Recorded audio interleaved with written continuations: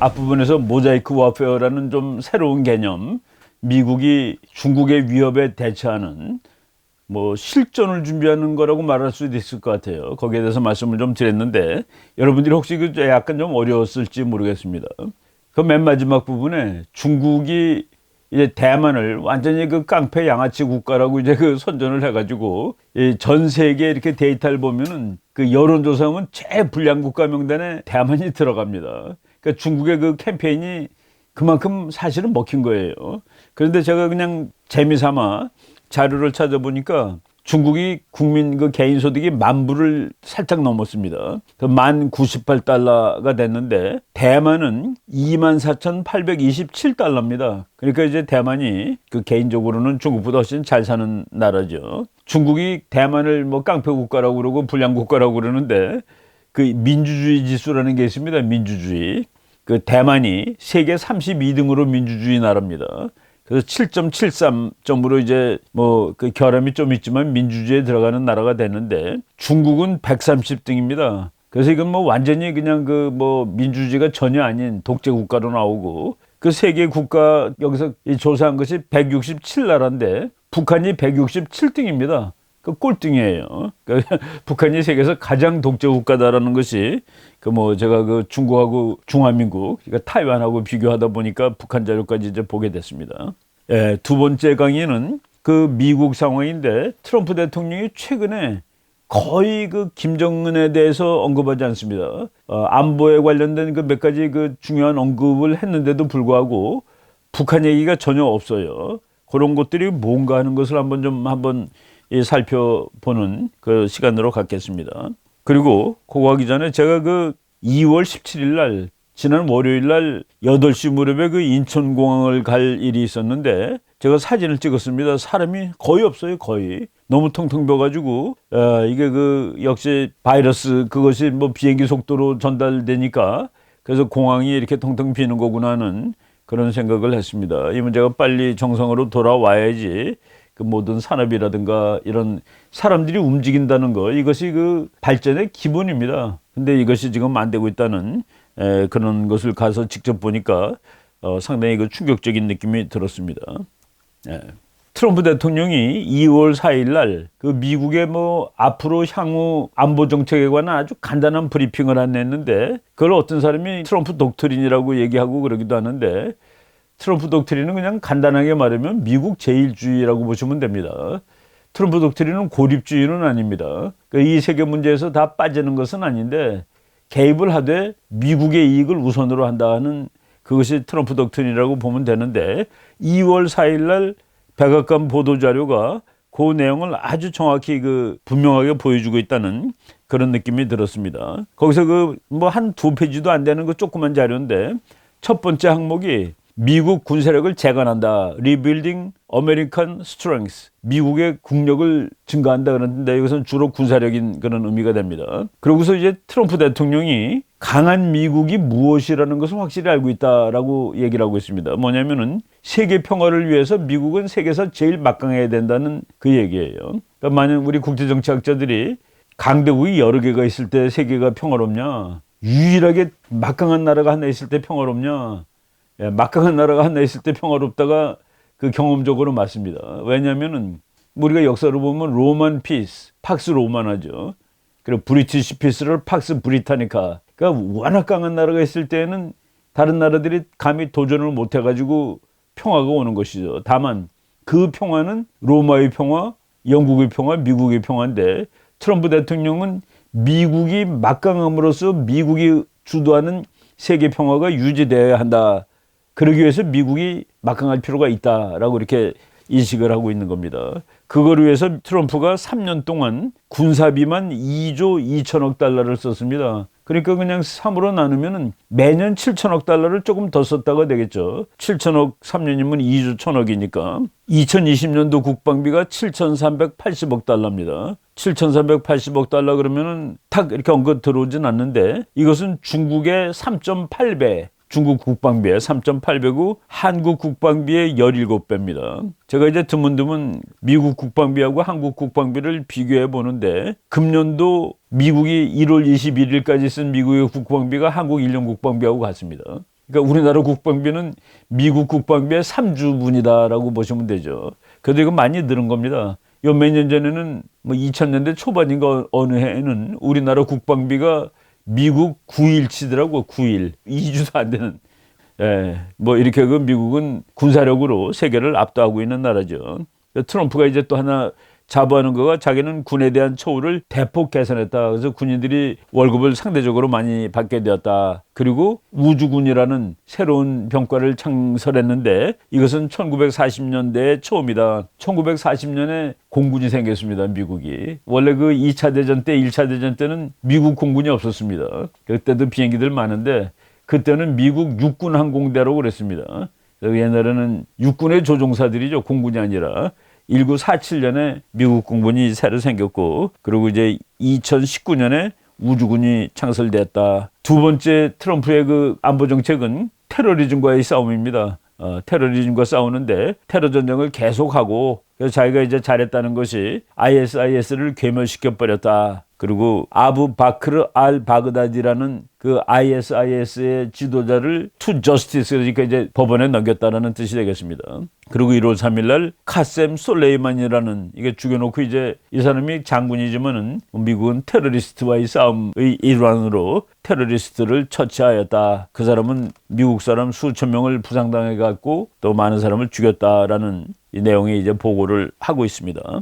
세 번째 트럼프의 그 국가 안보 정책은 Standing up for freedom, 세계의 자유를 위해서 당당히 서겠다, 세계의 자유를 지키겠다라는 뜻인데, 여기에서 제가 읽어보면서 좀 특이하다라는 생각을 했습니다.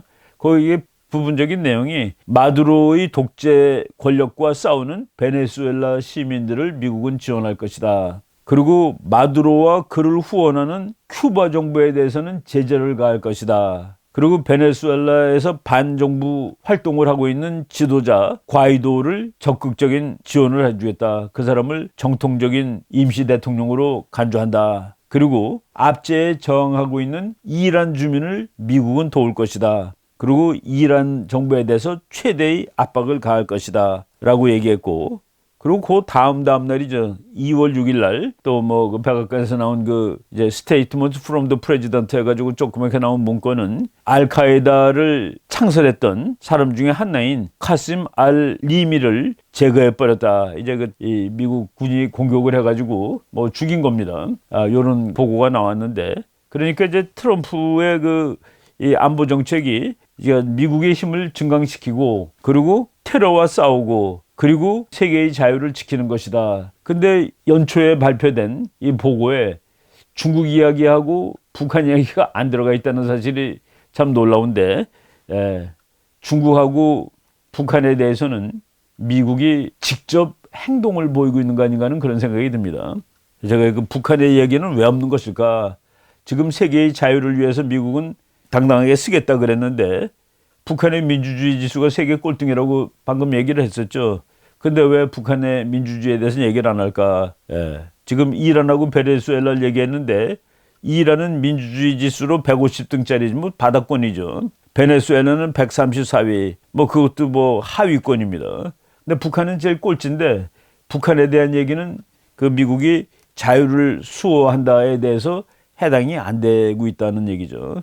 참고로 민주주의가 세계에서 지금 점수로 제일 높은 나라는 노르웨이로 나왔더라고요. 10점 만점에 9.87 뭐 이렇게 높은 나라고, 한 20나라 정도를 완전한 민주주의 국가로 치고, 그리고 이제 결함이 있는 민주주의, 한국이 결함이 있는 민주주의 국가 중에서 제일 꼭대기에 있더라고요. 21등으로 나왔는데 21등부터 75등까지, 그러니까 한 55개국 정도가 결함이 있는 민주주의. 그다음에 그 민주주의도 아니고 독재주의도 아닌 것이 이제 76등에서 114등까지, 그러니까 한 38개국 정도입니다. 그리고 115등서부터 167등까지의 나라들을 전부 독재국가라고 치는데, 이제 북한이 그 중에서도 제일 마지막에 있었다라는 그 표를 제가 방금 봤습니다. 최근에 그 지난주에 미국의 그 해병대 원정부대라고 있다고 그랬었죠. 미국 해병 원정부대. 거기에 대해서 잠깐 얘기를 한 적이 있었는데, 미국 해병 원정부대가 그 대사관을 보호하는, 뭐 대사관에 테러리스트들이 들어왔는데 그것을 이제 제거하는 뭐 그런 훈련을 했는데, 저 훈련은 무엇일까? 어디를 대상으로 하는 것일까?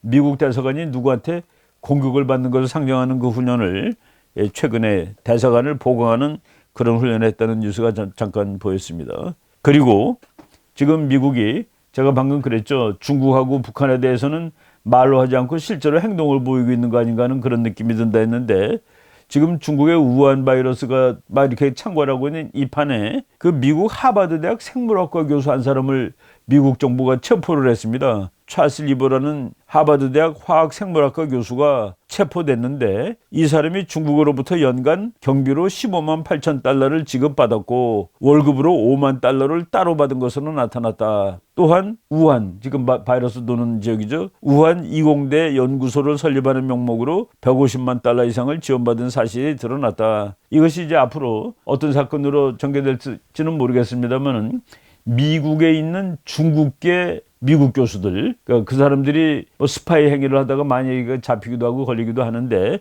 이 사람은 이제 백인인데 석연치 않은 일로 지금 미국 당국에 체포됐습니다. 사우스 차이나 모닝 포스트가 이제 보도한 이건 바로 미국이 중국에 대한 이 공격이 전방위라는 것을 보여주는 것이죠. 전방위라는 것은 이런 이거 학자들의 교류에도 이제 문제를 삼고 지식자산권 뭐 이런 거 다 여기에 이제 결부가 될 겁니다. 그리고 화웨이는 뭐 거의 중국의 그 상징이나 마찬가지인데 아까 우리 지난번 그 강의에서도 AI, 그러니까 그 Artificial Intelligence 그거를 상징하는 기업이 중국의 화웨이가 될 수 있을 텐데 이거를 미국이 아주 철저하게 붕괴 또는 봉쇄시키고 있는 그런 상황이 지금 지속되고 있습니다. 그리고 또 이제 간단한 뉴스지만은 미국하고 중국이 무역 그 협상 1단계를 지금 타결을 했다고 그랬죠. 그래갖고 중국이 미국 상품, 미국 농산물을 한 500억 달러 정도 수입할 것이고 미국의 상품을 한 2천억 달러 정도 수입해 주겠다고 약속을 했는데 중국이 과연 그것을 지킬 수가 있겠느냐. 지킬 수 없을지도 모르겠다라는 그런 그 뉴스가 지금 이제 나오고 있습니다. 아마도 제가 이제 그날 이걸 타결된 날 설명하면서 중국이 이걸 지킬 수 있을지 모르겠다고 그랬는데 핑계 댈 수 있는 상황이 생긴 거죠. 우한 바이러스 때문에 경제 상황이 나빠지고 그만큼 미국 물건을 수입할 수 없게 되었다라는 이런 핑계를 댈 수 있는 그런 상황이 된 것 같아요. 그리고 또 뭐 다른 뉴스지만은 지금 미국이 앞에서 이 모자이크 워페어를 설명했는데 거기 잠깐 부연 설명을 한다면은 여러분 그림 보면은 지금 이제 이것은 그 상상화를 그린 겁니다. 아직 완성된 것이 아닌데 미국은 큰 군함을 많이 만들었고 중국은 그 군함을 쏘는 미사일을 많이 만들었다고 그랬는데 지금 중국이 엄청나게 빠른 속도로 군함을 만들고 있는데 미국이 거기에 군함을 만들어서 대응하기보다는 미사일로 만들어서 대응하고 있는데 지금 이 미사일들을 미국이 부지런히 만드는데 몇 개를 만드느냐가 잠깐 나온 걸 보니까 2020년부터 2025년 사이에 앞으로 5년 사이에 지금 여러분들이 그 그림에서 보신 미사일을 1625개나 만든다라고 나와 있습니다. 그 사이에 중국이 뭐 배를 얼마나 만들지 모르지만은 기껏해야 몇백 척을 만들 텐데 미국은 미사일을 1625개를 만든다. 이게 스타일이 전쟁 스타일이 이제 확 달라지는 것이고 미국은 본격적으로 중국의 모든 군사력 증강 이런 데 대해서 대처하기 시작했다라고 말씀을 드릴 수 있는 그런 장면입니다. 뭐 트럼프 지금 미국에서 아주 잘 나가고 있는 중입니다. 탄핵 여파에서 이제 벗어난 다음에 뭐 지지율도 50%로 올랐고 그리고 지금 금년 2월 달은 미국의 대통령 중에서 유난히 2월 달에 태어난 대통령이 많습니다. 특히 유명한 그 링컨 대통령이 2월 12일 생이고 그래서 2월 17일인가가 미국 대통령의 날로 이렇게 돼 있습니다. 미국의 지금 대통령 선거가 이제 달아오르기 시작하는데 트럼프가 지난 4년 전에도 그 말투가 아주 고약했습니다. 자기 뭐 같은 그 정당의 후보한테 온갖 별명을 다 붙였죠. 그래가지고 뭐 지금 뭐 졸리는 바이든, 슬리피 조라고 붙이고 그리고 자기가 그 공화당 경선할 때는 그 마르코 루비오가 조그맣다고 리를 마르코 그랬습니다. 미국 대통령 선거에 나온 사람이 꼬마라는 그 별명을 얻으면 이게 치명적입니다. 그런데 지금 그 민주당의 그 원래 정치가는 아닌데 마이크 블룸버그라는 사람이 저 사람도 이제 그 재벌이죠. 그 사람이 대통령 이 경선에 이제 민주당 후보로 나와서 있는데 그 사람이 지금 조금 치고 올라오니까 즉각 표적을 마이크 블룸버그로 갔는데 트럼프가 미니 마이크라고 부르고 있습니다. 미니. 그 미니라는 건 꼬마라는 뜻이죠. 꼬마라는 뜻인데 이 사람 키가 173cm입니다. 그 리틀 마르코는 175cm고 트럼프가 이제 190cm쯤 되니까 자기보다 이제 훨씬 작다라는 그런 의미로 뭐 이렇게 리틀 마르코, 미니 마이크 뭐 이런 식으로 부르고 있는데 아무튼 하여간 트럼프는 그 저런 얘기를 하더라도 트럼프는 욕을 안 먹어요.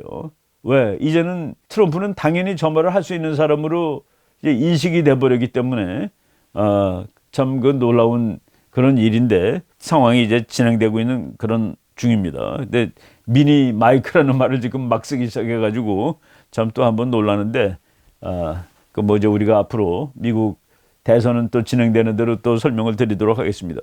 김정은이가 1월 초에 카셈 솔레이마니가 1월 3일 날 공격당해서 살해가 됐는데 그 이후에 오랫동안 보이지 않았습니다. 한 3주 안 보이다가 1월 25일 그러니까 거의 한 3주 만에 그 삼전 극장에서 열린 신년 구정음악회에 나타나가지고 뭐 손을 흔드는 장면입니다. 그때 이제 그 옆에 그 김경희가 앉아 있었는데 까만 한복을 입고 그 사람이 진짜냐 가짜냐 가지고 아직까지 이 논쟁이 진행 중입니다. 이 논쟁이 진행 중인데 제가 그 뭐 오래전에 읽었던 책인데 북한을 극장국가라고 표현한 그런 책이 있었습니다. 극장국가 북한은 극장 같아요. 그러니까 뭔가를 이제 보여주고 그러기 위해서 연출을 하고 그러는 건데 지금 지난달 25일 구정날 나타났다가 계속 안 보였습니다.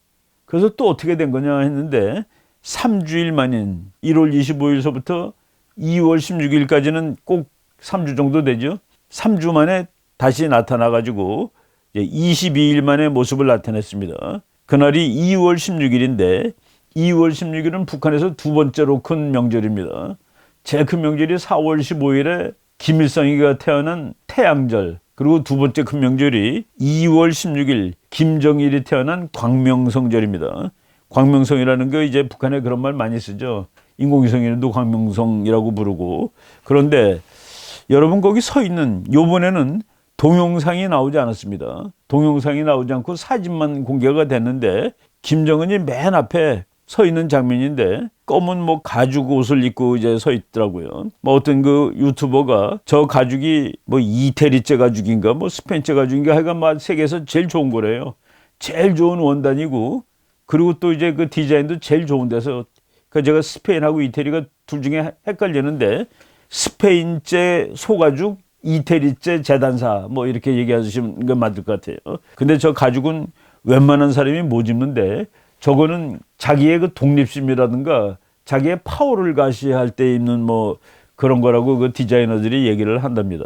그래서 지금 미국 부여회에서 저 옷을 입고 나온 것을 보고 김정은이 자기 할아버지나 아버지로부터 독립했다. 이제 자신이 있다. 이런 것을 뭐 상징하기 위해서 저 옷을 입고 나왔다라고 얘기를 하는데 저는 뭐 이것을 이제 정확하게 우리가 그 음모론이라든가 이런 거 얘기하기는 곤란한데 저 사람이 본인이 맞을까라는 그 의문을 솔직히 말해서 잠깐 하는 편입니다. 본인이 맞을까? 1월 25일 날 나타났다 쭉 안 보이다가 2월 16일 날 22일 만에 나타났는데 그리고 이번에 나타난 사람이 아주 숫자가 적습니다. 그러니까 뭐 코로나 바이러스 때문에 그 나온 사람이 적었다라는 그런 뜻일지 모르겠는데 아무튼 아주 그 소수의 사람이 나와가지고 뭐 이거는 묘지죠, 묘지에다가 절을 했고 그런데 아버지 생일날 항상 폭죽 쏘고 이러는 그 뭐 아주 호화로운 파티를 하고 그러는데 그런 것은 없는 것으로 지금 알려져 있습니다. 그런데 2월 16일 날 그 이 사진이 나타나기 전에 뭐 우리나라 그 통일부에서는 김정은이 공개 활동을 자제하고 있는데 동향을 예의주시 중이다 뭐 이렇게 얘기를 했고 그리고 김정은이가 2011년 12월에 집권한 이후에 최장 39일 동안 안 보인 적이 있었답니다. 그래가지고 2014년 10월 40일 만에 지팡이를 집은 모습으로 나온 적은 있었다. 그래서 공개 활동을 40일 만에 한 적은 있었는데 이번에는 20여일 동안 안 나오다가 잠깐 나왔고 그리고 잠깐 그 음악회에 나온 이후에 3주일 만에 동영상 없이 자기 아버지 무덤에 그 뭐 헌화하는 그 장면이 나온 거 뭔가 좀 이상하다라고 이렇게 생각을 할 수가 있겠습니다. 여러분들이 그 사진 몇 개 보겠습니다. 그 보이스 오브 아메리카에 저 사진이 나온 것은 김정은이 옷을 바꿔 입었다라는 그런 의미로 나왔습니다. 그래서 과거와 달리 가죽 코트를 입고 참배했다. 이게 보이스 오브 아메리카 금년 2월 19일자, 그러니까 지금 오늘 방송 찍는 그 시간에 나온 그런 뉴스입니다. 얼굴 보세요. 근데 그 두 사진의 얼굴이 잘 모르겠어요. 집권초에는 김일성을 따라하기 위해서 하얀 옷도 입고 다니고, 김일성이 하얀 옷 입고 이렇게 저렇게 한 적이 있었습니다. 그리고 김일성이 중절 못 쓰고 까만 코트 입고 하는데 그것도 흉내내고 그랬는데, 지금 가죽 코트는 완전히 그 할아버지로부터 또는 아버지로부터 독립한 것이다라는 그런 얘기를 했는데, 제가 방금 저 사람이 본인 맞아라고 지금 잠깐 얘기를 했는데, 저 사람이 본인 맞아 하는 그 얘기는 김정일일 때부터 참 그 오랫동안 나온 얘기입니다. 지금 제가 이제 이것을 뭐 그렇다라고 정확하게 얘기하지 않는 이유는, 그래도 권위 있는 그 언론에서 그 의심을 제기하지 않았기 때문에 말을 하지 않는 것인데, 제가 그 2009년에 클린턴 대통령이 대통령을 관둔 다음에 북한의 특사 자격으로 가서 북한에 억류되어 있던 미국 기자 2명을 이렇게 데리고 나온 적이 있었습니다. 그때 가서 김정일을 만났는데, 김정일은 당연히 현직이죠. 죽기 전에는 현직이니까. 그리고 클린턴은 퇴임한 대통령인데, 제가 그때 그 여러 장 사진을 보고 클린턴이 만난 김정일은 가짜 같다라고 이제 제가 그 얘기를 했는데, 가짜 같다라는 그 뉴스가 이제 아예 신문에 나왔습니다. 크리스천 사이언스 모니터라는 그 신문에 클린턴이 만난 김정일은 진짜가 아닐 수 있다. 저 옆에 앉아 있는데 저게 대역이 나와서 대역을 바디 더블이라고도 이제 얘기를 하죠. 하여간 그 대역을 독재 국가의 지도자들은 많이 대역을 씁니다. 그 다음 사진도 보세요.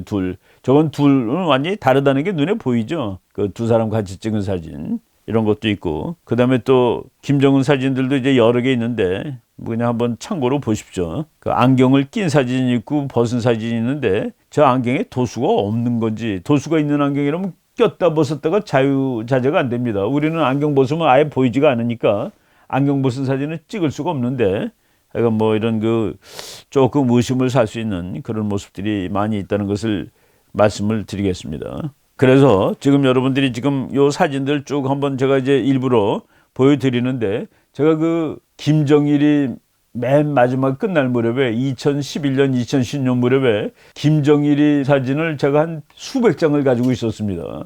인터넷에 나온 거 놓고서 이제 보고서 어떤 게 진짜인지 가짜인지를 이렇게 전부 다 혼자 이렇게 판단을 해보고 그랬는데, 앞으로 김정은에 대해서도 그런 작업을 해야 되겠다라는 생각을 지금 이제 갖게 되었습니다. 뭐 여러 가지 이유가 있는데, 약간 그거는 뭐 좀 상황이 진행되는 대로 한번 더 구체적으로 근거를 좀 찾아내기로 하고, 아무튼 그래서 그 이솔주랑 같이 찍어 있는 사진은 설마 진짜겠지, 진짜니까 그래도 부인 옆에 사진을 찍겠겠지, 그러면 저 사람이 모델이 되는 것이죠. 또는 트럼프 대통령하고 같이 서서 악수하는 사람은 설마 진짜겠지, 그럼 그거를 원본으로 삼고 그리고 다른 장면하고 이렇게 비교를 해보는 작업을 할 수가 있는 겁니다. 이게 그 독재국가, 정말 암상자와 같은 나라를 연구할 때 그런 일을 할 수 없이 해야 될 경우가 있는데, 지금 뭐 저 사람이 유고라고 나오는 이 유튜버들도 있습니다. 북한에서 이제 온 그 탈북 지식인들이 유튜브를 여러 개를 하고 있는데, 그분들 방송 중에서 일부가 뭐 유고가 있고, 유고가 되면 누가 이제 승계할 거라는 그런 얘기까지 나오고 있는 상황인데, 앞으로 좀 예의주시해 봐야 될 것 같은 그런 느낌이 듭니다. 여러모로 2020년을 맞이하면서 2020년은 무엇인가 결론이 나는 해일 것이다 라고, 이제 완전히 일이 다 끝나는 게 아니라 이제 더 이상 돌이킬 수 없는 방향으로 이제 그 꺾이는 해라는 그런 얘기를 했는데, 바로 중국 문제, 북한 문제가 전부 그쪽으로 가고 있는 것 아닌가 하는 그런 생각이 그 강하게 드는 그런 시점입니다. 그래서 여러분들이 뭐 한번 살펴보세요. 이 같은 사람이 나온 건가? 이게 정말로 이 권력을 막강하게 쥐고 있는 것인가? 북한을 제대로 통치하고 있는 것인가? 이런 생각이 뭐 강하게 드는 그런 시점입니다. 오늘 그 두 번째 그 내용은 앞에서 한 것을 뭐 조금 못했던 얘기를 부연하는 식으로 이렇게 한번 준비를 해봤습니다. 여러분 그 또 다음에 계속 상황이 이제 나올 테니까 또 다음 주에 설명드리기로 하고 오늘 거는 여기까지 하는 걸로 하겠습니다. 여러분 고맙습니다.